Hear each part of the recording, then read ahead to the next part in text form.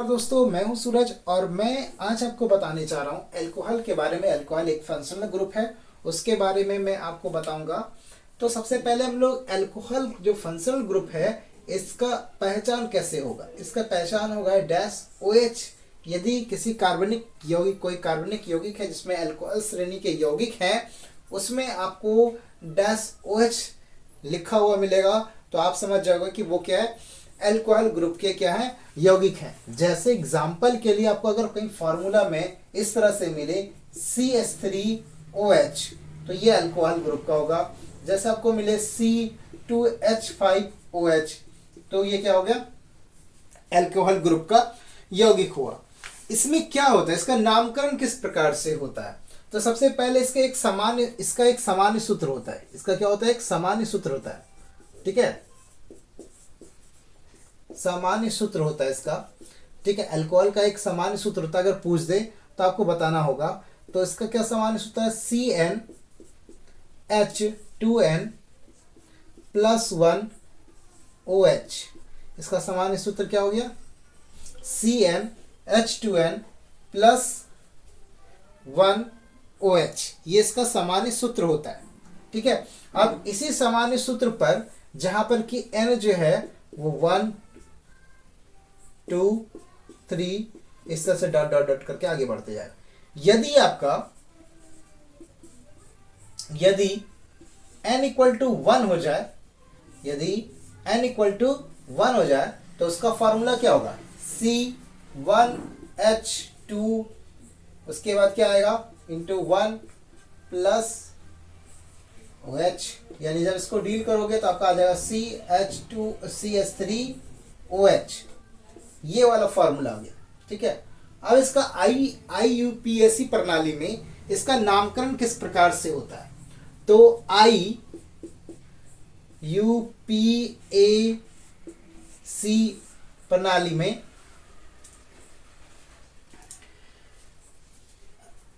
इसका नामकरण इसका नामकरण किस प्रकार से होता है, एल्केन का। तो एल्केन का जो फंक्शनल ग्रुप होता है, एल्केन का जो नेमिंग होता है, जैसे कि मिथेन, जैसे पहला क्या, जैसे कि मिथेन में ई शब्द को हटा करके उसके जगह पर OL ऑल जोड़ दिया जाता है। तो क्या हो जाएगा, पहला, अगर मीथेन पहला वाला क्या समूह है जिसमें इसका नामकरण होगा तो क्या हो जाएगा, मिथेनॉल।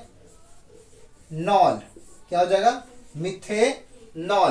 क्या हो गया, ई हट करके OL ऑल आ गया तो इसका नाम क्या हो गया, मिथेनॉल। तो किसका नाम मिथेनॉल है, CH3OH। यदि थोड़ा सा प्रॉब्लम हो समझने में, इसको ध्यान से देखिएगा। मैं आशा करूंगा कि आपको पक्का समझ में आएगा। ऐसा नहीं है कि ये समझ में नहीं आने वाला है, पक्का समझ में आएगा ये। ठीक है, अब ये देखिए दूसरा मैं बताता हूं, इस साइड में दूसरा बताता हूं। जब आपका n इक्वल टू 2 रहे तो इसका फॉर्मूला क्या हो जाएगा भाई, इसका फॉर्मूला जब बनाइएगा तो C2H5OH हो जाएगा। इसका नामकरण एल्केन में, इसका नामकरण में करिएगा तो ये मिथेन हो जाएगा, इथेन हो जाएगा। इसका नाम क्या हो जाएगा, इथेन हो जाएगा। और इथेन के जगह पे ई लेटर को हटा करके, ई लेटर को क्या करोगे, आप हटाओगे। जब ई लेटर को आप हटाते हो तो इथेन में ई लेटर को ये हटा देते हैं और इसके जगह पे क्या पुट करोगे, +OL। तो क्या हो जाएगा, इसका नाम इथेनॉल। क्या हो जाएगा नाम इसका, इथेनॉल। तो C2H5OH का हिंदी में आप इथेनॉल ही लिख लोगे।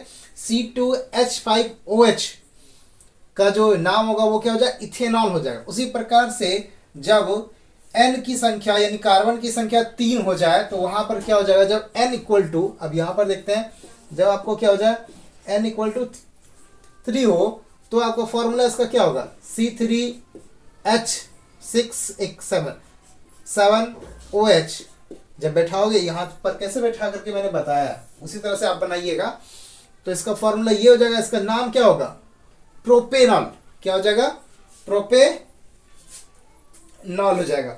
कैसे भाई, प्रोपेन तो है ही, हाँ, प्रोपेनॉल, इसका नाम क्या हो गया, प्रोपेनॉल, ठीक है, ये ए, प्रोपेनॉल इसका नाम होगा, ठीक है।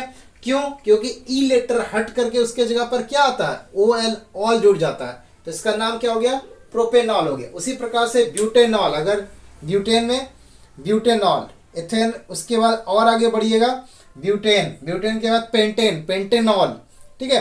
तो लगातार नाम जो है वो इसी प्रकार से इसके बढ़ते जाएंगे।